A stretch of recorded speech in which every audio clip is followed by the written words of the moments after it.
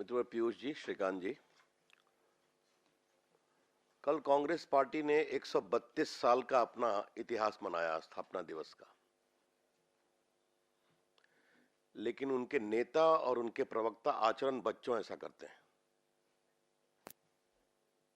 आज की उनकी कांग्रेस 132 साल की विरासत का एक नया पैसा नहीं बचा है। झूठे बेबुनियाद आरोप लगाना आज के कांग्रेस की फितरत बन गया है। बहुत बेचैनी है क्योंकि नरेंद्र मोदी जी की सरकार ने देश को ईमानदारी से आगे बढ़ाने की एक बहुत बड़ी मुहिम ली है। बहुत दर्द हो रहा है उन्हें क्योंकि नरेंद्र मोदी जी की सारी रैलियां ऐतिहासिक हो रही हैं। अभी 2 दिन पहले जो देहरादून में हुई, उसने उत्तराखंड के सारे इतिहास के रिकॉर्ड को तोड़ दिया। आज तक के रैली के, इंदिरा गांधी के भी समय के रिकॉर्ड को। उनकी परेशानी हम समझते हैं। एक तो मोदी जी की सरकार की लोकप्रियता और जनता का विश्वास उनके देश के ईमानदार बनाने के प्रयास के कारण उनको परेशानी हो रही है।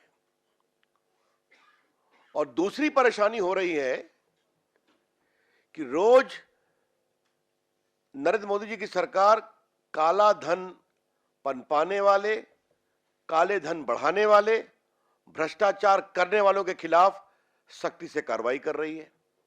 कल भी हुआ, परसों भी हुआ। भ्रष्टाचार पर प्रहार से कांग्रेस पार्टी तिलमिला गई है। और हमारा स्पष्ट आरोप है, कांग्रेस के ये झूठे, बेबुनियाद, शर्मनाक आरोप इस कारण से लगाए जा रहे हैं कि सरकार कुछ कमजोर हो जाए, ढीली पड़ जाए। लेकिन शायद राहुल गांधी और उनकी पार्टी के प्रवक्ता ये नहीं जानते हैं कि ये नरेंद्र मोदी जी की सरकार है, बहुत मजबूत सरकार है। वो भ्रष्टाचार करने वाले और उनको मजबूती से सहारा देने वाले राजनीतिक दलों के दबाव में नहीं झुकेगी, जिसमें कांग्रेस पार्टी सबसे प्रमुख है। और ये आरोप मैंने 2 दिन पहले लगाया था इसी मंच से। आज मैं दोबारा कहना चाहूंगा, कांग्रेस पार्टी भ्रष्टाचार और भ्रष्ट लोगों को सबसे बड़ा संरक्षण देती है। Congress party is the biggest patron of the corrupt and the corruption. कल श्रीकांत जी ने प्रेस की थी और बड़े चुभते हुए सवाल उठाए थे। मैं कभी कभी संकेत में बोलता हूं, श्रीकांत जी विस्तारित उसको नेक्स्ट डे कर देते हैं। पूरे घोटालों की राशि इन्होंने गिना दी थी। स्वाभाविक है वो परेशान होंगे कि 1,86,000 करोड़ के कोयला घोटाले को क्या कहा था चिदम्बरम साहब ने कि ये तो मदर अर्थ के साथ जुड़ा हुआ है, तो ये घोटाला क्या हुआ। 1,76,000 करोड़ के 2G घोटाले को कपिल सिब्बल ने क्या कहा था, जीरो लॉस। स्पेक्ट्रम का ऑक्शन हुआ, मैं संचार मंत्री था, 1,10,000 crore, highest in the history of India. कोयला खदानों का ऑक्शन हुआ, पीयूष जी कोयला मंत्री थे, 3 लाख करोड़ रुपया आया। तो ईमानदारी सामने दिखाई पड़ रही है, उनका झूठ, उनका भ्रष्टाचार सामने दिखाई पड़ रहा है। अब आज उनके प्रवक्ता ने आरोप लगाया है, बेबुनियाद आरोप। अब ये महेश शाह की जांच को लेकर उनको परेशानी है। महेश शाह क्या, उनके बड़े से बड़े आकाओं की जांच हो रही है। आज दिल्ली के एक वकील साहब जेल चले गए। एक कलकत्ता के भी बहुत बड़े हवाला कारोबारी की चर्चा आती है, वो भी जेल चले गए। इस सरकार में किसी को नहीं छोड़ा जा रहा है। लेकिन क्या मतलब है इस झूठे आरोप का कि महेश शाह के संबंध हमारे आदरणीय अध्यक्ष अमित शाह से हैं? बिल्कुल इसको हम खारिज करते हैं। We reject it with full contempt. हमारी सरकार कार्रवाई कर रही है, खुलकर कार्रवाई कर रही है, करती रहेगी। इनकम टैक्स, ईडी, किसी को रोका जा रहा है? और हमारी सरकार तो इतनी सख्त है कि अगर कोई बीजेपी से जुड़े हुए व्यक्ति का भी नाम आ रहा है, एक मध्य प्रदेश में कहानी सामने आई थी, उसके खिलाफ भी कार्रवाई की गई। तो हम तो देश को ईमानदारी से आगे बढ़ाने की हर सख्त कार्रवाई कर रहे हैं।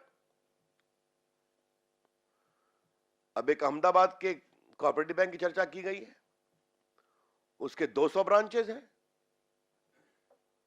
बैंक की ओर से प्रभावी जवाब दिया जाएगा, लेकिन रोज रोज झूठे आरोप।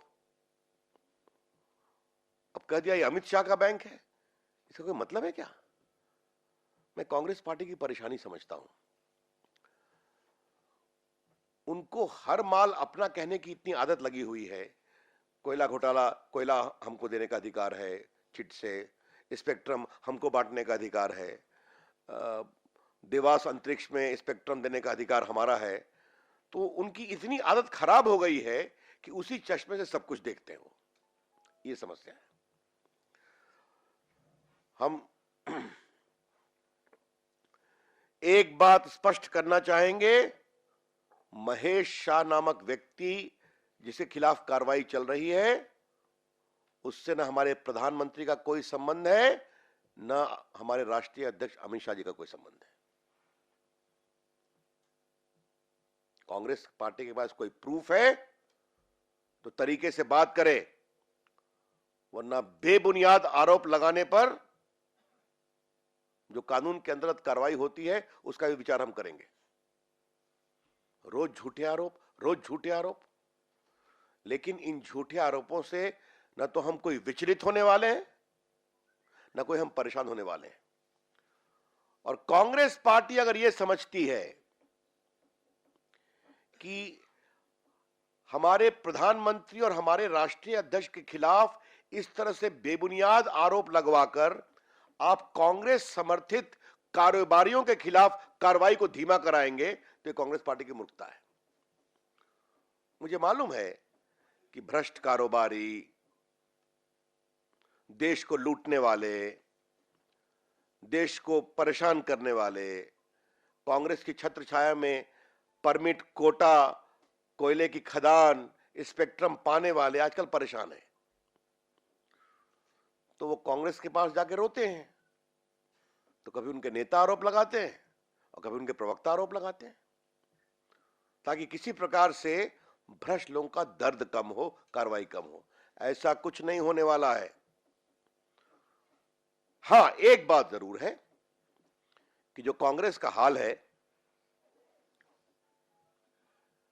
इतनी बुरी हार के बाद भी कोई सीख नहीं मिल रही है।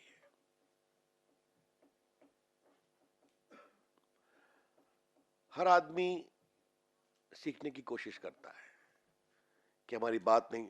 नोटबंदी के बाद से जितने चुनाव हुए सब जीत गए हम लोग। और ये मैंने पहले ही कभी कहा था कि अब देश के लोग कांग्रेस को नगरपालिका चलाने के लायक भी नहीं समझ रहे हैं। तो इस हार से सीखने की जरूरत थी। लेकिन कांग्रेस पार्टी का कितना प्रेम है भ्रष्ट लोगों के साथ और भ्रष्ट कारोबारियों के साथ कि अपने राजनीतिक दृष्टिकोण को सुधारने की बजाय अभी भी वही भाषा बोलने की कोशिश कर रहे हैं जिसका दर्द उनके दिल में है, अर्थात भ्रष्टाचार, काले कारोबारियों के खिलाफ। और हम स्पष्ट कहना चाहते हैं, ये कोई कार्रवाई नहीं रुकने वाली है, ये सख्त होती रहेगी। देश को ईमानदारी के दृष्टिकोण से हम आगे बढ़ाते रहेंगे। Piyush, you have to add something? वास्तव में अभी लगभग आज एक दिन बाकी है, कल 50 दिन पूरे होंगे। हम भारतीय जनता पार्टी की तरफ से भी भारत की जनता का जो समर्थन मिला है इस ऐतिहासिक कदम को, और कष्ट सहने के बावजूद भी जिस प्रकार से हर जगह से रिपोर्ट आ रही है, मीडिया के भी कई रिपोर्ट्स जो हम देख रहे हैं, उसमें कष्ट जरूर हुआ, लेकिन हम बहुत खुश हैं। ये साथ में आदमी जोड़ के जिस प्रकार से देश भर ने समर्थन दिया है, उसका हम भाजपा की तरफ से भारत की जनता का धन्यवाद करना चाहेंगे। डिमोनेटाइजेशन का की जो सफलता है, ये सफलता सिर्फ सरकार की नहीं है, पूरे देश की सफलता है, पूरे देश की जनता की सफलता है। और आज जिस प्रकार से उत्तर प्रदेश से भी अलग अलग जानकारियां मिल रही हैं, उसमें बीजेपी को जो ऐतिहासिक विजय के संकेत मिल रहे हैं, जिस प्रकार से समर्थन गांव-गांव में भारतीय जनता पार्टी को मिल रहा है, हमारी परिवर्तन यात्रा को मिला। अभी अभी श्री रवि जी ने सही कहा कि जितने चुनाव हुए उसके बाद, उसमें सभी में जो ऐतिहासिक विजय भाजपा की हो रही है, चंडीगढ़ का तो 22 में से 20 सीट जीतना और जीत की मार्जिन 9000 से भी अधिक कई सीटों पे, गरीब इलाकों में 9000 से भी अधिक जीत की मार्जिन। कुछ जो 2 सीटें हारे उसमें शायद 275 वोट, ऐसे छोटी मार्जिन से 2 सीटें गई। महाराष्ट्र में गांव-गांव के चुनाव में जिस प्रकार का ऐतिहासिक समर्थन मिला है, और जो खबर अभी अलग अलग जगह से मिल रही है, उसके हिसाब से स्थिति भी बहुत सामान्य हो गई है। नई करेंसी पर्याप्त मात्रा में आज सब जगह मिल रही है, 500 के नोट भी बड़ी संख्या में बाहर आ गए और रोज काफी बड़े पैमाने पे कारोबार भी बढ़ रहा है। नए नोट बैंक में जमा हो रहे हैं, वो भी रिसर्कुलेट हो रहे हैं, एडिशनल नोट्स आरबीआई द्वारा दिए जा रहे हैं। तो एक प्रकार से स्थिति बहुत ही तेजी से सुधरती भी जा रही है और स्थिरता की तरफ भी जा रही है। तो मैं तो सिर्फ इतना जोड़ना चाह रहा था कि जनता का जो समर्थन चुनाव में भी दिख रहा है, अलग अलग सर्वेज में दिख रहा है, उत्तर प्रदेश पंजाब से जो समर्थन की खबर आ रही है, गोवा से, उससे जो हमें संतुष्टि मिली है as a political party, we really feel grateful to the people of India for their unstinted support to the Honorable Prime Minister, to the government led by the BJP, and to the effort to eliminate, to bring an end to the problems of black money, hoarding, corruption, terror financing, drug financing. I really want to acknowledge each and every citizen of India who has supported this move across the length and breadth of the country. मित्रों, इसके पहले कि मैं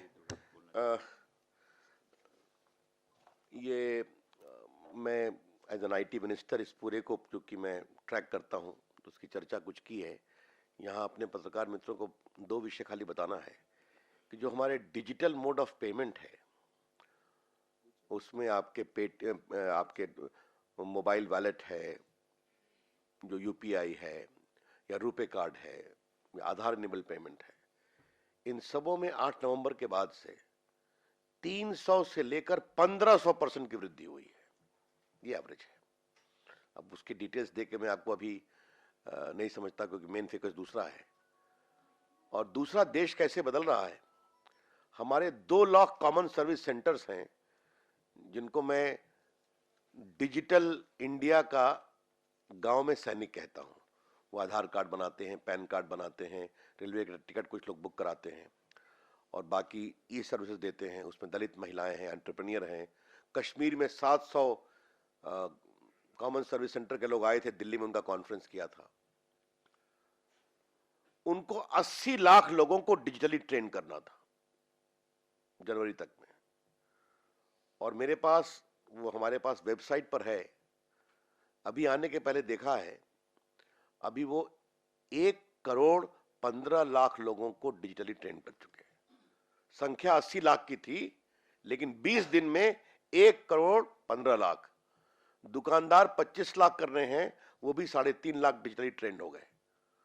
मतलब हम 100 रुपया देते हैं पर दुकानदार की ट्रेनिंग का और 10 रुपया पर इंसान की ट्रेनिंग का। तो देश कैसे बदल रहा है जमीन पर। अब कांग्रेस पार्टी के लोग नहीं देखते हैं तो छोड़ दीजिए, हम तो देश को आगे बढ़ाने और ईमानदार करने का काम करेंगे। सवाल है तो कुछ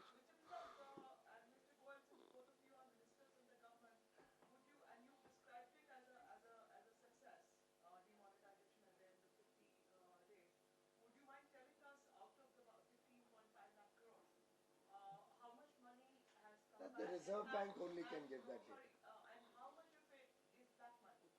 Well, that only the Reserve Bank can give the data of how much money has come back. And then the income tax is obviously checking all the abnormal transactions. And from that will come out the real details of what is regular finance, what is not, what is irregular. It is obviously not possible today for anybody to make any comment on that. All the transactions which are legitimate will be found out. All those which are not, which are improper, will be investigated. If I can supplement as to what Piyush ji has just said, all that deposit doesn't mean they are clean money and white money. Those who have deposited have to account for the source and also pay taxes. And that is the job which the tax people are going to do. Therefore, this basic understanding is important. The deposit is there, but the deposit in the bank does not necessarily mean it is a completely white money. I think Piyush ji has already explained that. They will have to undergo the tax process, which includes the source of your funding and the obligation to pay tax.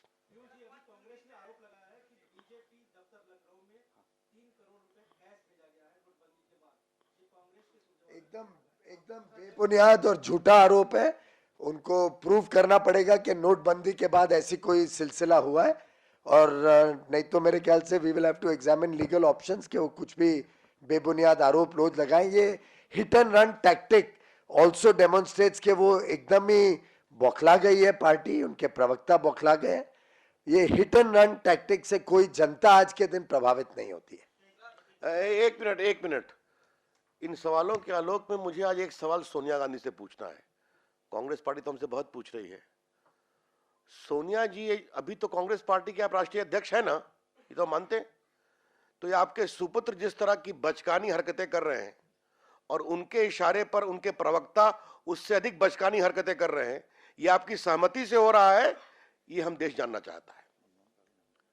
हाँ, और मनमोहन सिंह से भी हम पूछेंगे, क्योंकि मनमोहन सिंह ने सदन में कुछ बातें कही थी. तो आज सोनिया गांधी मनमोहन सिंह एक बात का जवाब दे दें कि सोनिया जी आपके सुपुत्र राहुल गांधी की बचकानी हरकतें और टिप्पणियां और उनके इशारों पर उनके प्रवक्ताओं का उससे भी अधिक बचकानी हरकतें क्या सोनिया गांधी की सहमति से हो रही हैं, ये हम जानना चाहेंगे.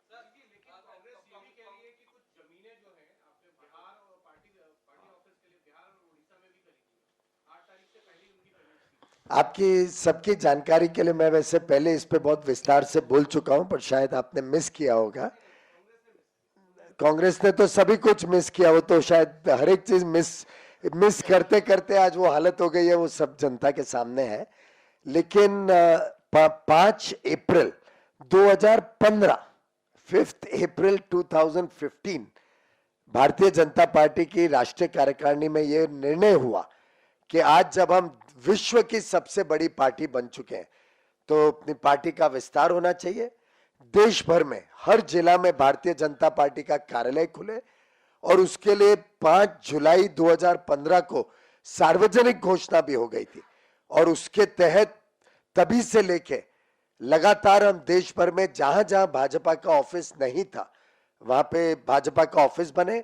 उसके लिए देश भर में भाजपा के कार्यकर्ताओं ने बहुत ही खुले दिल से हमें समर्थन भी दिया है, और उस समर्थन के साथ आज देश में पूरे हर जिला में भाजपा ऑफिस बनाने के लिए प्रयत्नशील है. प्रतिबद्धता है हमारी कि हम देश में एक भी जिला नहीं छोड़ेंगे जहां कार्यालय नहीं हो, और ये कार्यक्रम 1.5 वर्ष 2 वर्ष पहले ही शुरू हो गया था.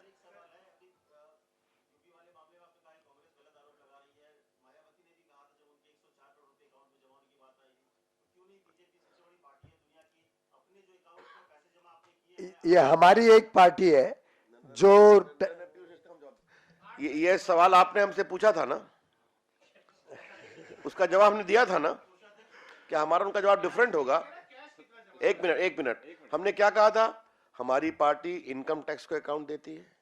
हमारी पार्टी एक एक डिपॉजिट का अकाउंट इलेक्शन कमीशन को देती है. इलेक्शन कमीशन उसको वेबसाइट करता है. तो न्यूज 24 तो देश का सुलझा हुआ चैनल, ऐसा लोग बताते हैं. तो ये बात को दोबारा पूछने की जरूरत क्यों आती है? चलिए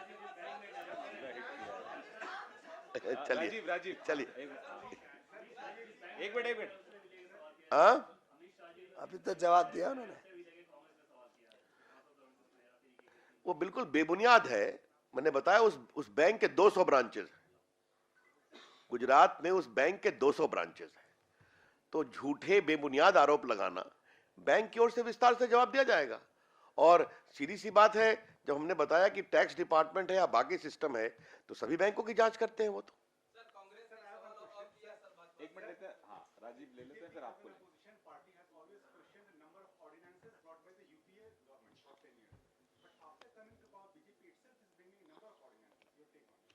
माई टेक इज, इस प्रश्न का मैं हिंदी में जवाब देता हूं विस्तार से, आपने सवाल अंग्रेजी पूछा है। वो सदन को चलने देंगे नहीं, सदन में रोज हंगामा करेंगे, सदन चलने को फिजिकली रोकने की कोशिश करेंगे, आप सबों ने देखा है। तो हम क्या करेंगे आप मुझे बताइए। अब जैसे आपको एक उदाहरण देते हैं, एनिमी प्रॉपर्टी देश हित में है, हजारों एकड़ जमीन उत्तर प्रदेश में बाकी जगह पर लोगों ने कब्जा कर रखा है, हथियाने की कोशिश कर रहे हैं। लोकसभा से पास हो गया, राज्यसभा में आए, कहा सेलेक्ट कमेटी में भेजो, सेलेक्ट कमेटी में कांग्रेस के सजेशन को माना गया, उसका दोबारा आए तो इस सत्र के पहले वाला सत्र नहीं चलने दिया, तो कहा अगले में पास करेंगे, यह भी नहीं चलने दिया। तो अब यह बताइए कि लोकसभा से पारित है, सेलेक्ट कमेटी की अनुशंसा पेंडिंग है, तो क्या उसको लाभ होने दिया जाए? एक बात। दूसरी बात, जो कल परसों ऑर्डिनेंस किए गए तो वेजेस के बारे में है कि आप डिजिटल तरीके से वेज का पेमेंट कर सकते हैं, और दूसरा हम लोगों ने कहा कि जो आरबीआई का है विषय वो विस्तार से चर्चा होगी, लीगल ऑब्लिगेशन था सेक्शन 24 का। तो हम उचित कारणों से करते हैं।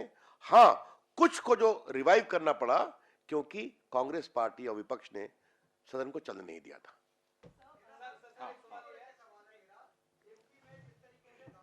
हाँ, एक मिनट।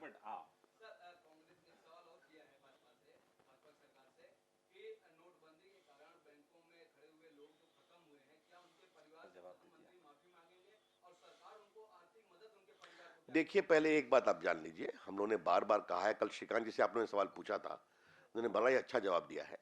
कहीं भी कोई मौत होती है तो दुर्भाग्यपूर्ण है, वो कई कारणों से हो सकती है, हम उसमें हम नहीं जाना चाहते हैं। लेकिन कांग्रेस पार्टी की सरकार में 10 साल में जो लाखों किसान मरे हैं, बाकी मरे हैं, उसके बारे में कभी उन्होंने कुछ बोला है क्या? तो नोटबंदी से इतनी परेशानी क्यों है?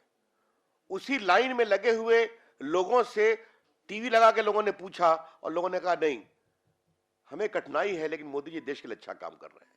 तो कांग्रेस पार्टी की परेशानी हम समझते हैं। हाँ, लास्ट, हाँ पीछे नहीं, सबसे सवाल है वो पीछे पंक्ति में जो पीछे खड़े उनसे पूछे।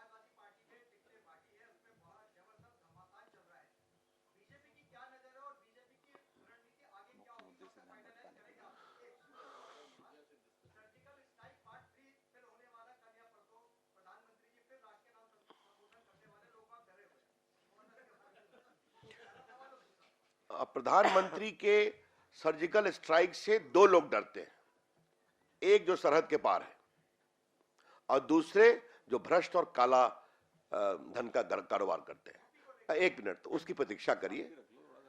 जहां तक यूपी का सवाल है, ये उनकी पार्टी का निजी मामला है कि चुनाव के समय घमासान हो रहा है। अब घमासान सही में हो रहा है या दिखावे के लिए हो रहा है, ये परिवार में क्या हो रहा है, ये वो देखेंगे।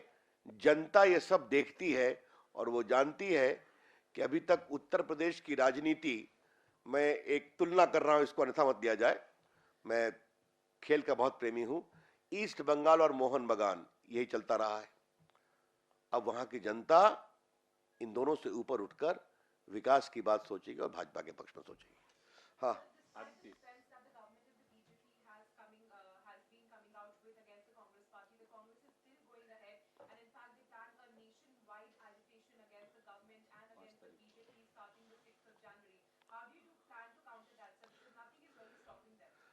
डेमोक्रेसी में हर को धरना देने का अधिकार है, सड़क पर उतरने का भी अधिकार है, लेकिन सड़क पे रहने वाले लोग, उनको कोई स्नेह और सम्मान नहीं देने वाले हैं। तो वो सड़क पर आ जाएं, और उनकी बौखलाहट हम इसलिए समझते हैं, सड़क पर आना उनकी मजबूरी है क्योंकि मैदान में उनको कोई सुन नहीं रहा है, जनता उनकी सुनवाई कर नहीं रही है, तो अब अपनी जगह दिखाने के लिए वो सड़क पर आ रहे हैं।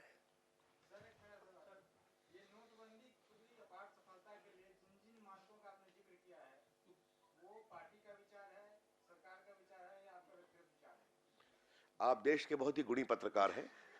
भाजपा और सरकार के बीच पूरा समन्वय है और दोनों का स्वर एक ही होता है।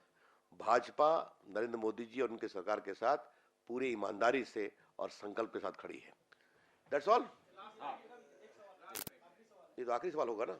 सबसे बुद्धिजीवी भरा भी होना चाहिए। हाँ बढ़िए।